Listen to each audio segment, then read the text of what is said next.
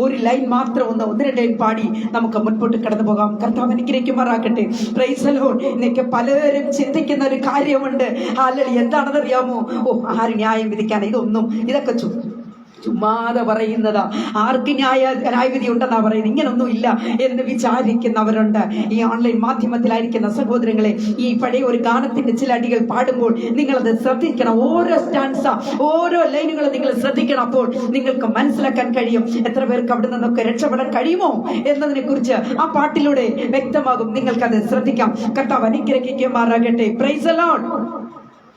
ആർക്ക് ഒഴിഞ്ഞുകൂടാ അന്നേ ദിനം എല്ലാരും തന്റെ മുൻപിൽ വ്യാപാരം ചെയ്തവരും അതിൻ വില കള്ളം പറഞ്ഞവരും ഒട്ടും മറക്കാതെ സത്യം പറവാൻ എല്ലാരും തൻ മുൻപിൽ നിന്നേ മതിയാകും. ന്യായാധിപൻ വരുന്നേ ന്യായസനെ ന്യായം വിധിപ്പതിനാ.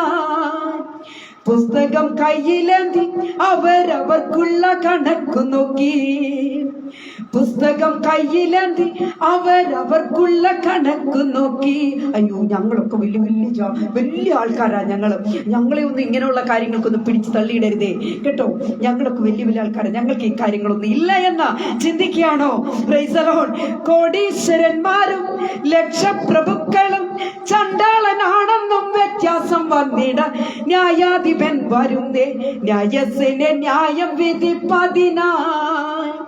പുസ്തകം കയ്യിലേന്തി അവരവർക്കുള്ള കണക്കു നോക്കി. പുസ്തകം കയ്യിലേന്തി അവരവർക്കുള്ള കണക്കു നോക്കി. അയ്യോ, ഞങ്ങൾ പാസ്റ്റർമാർക്കില്ല കേട്ടോ. പാസ്റ്റർമാരൊക്കെ ഞങ്ങൾ വളരെ കറക്റ്റാ. ഞങ്ങൾക്ക്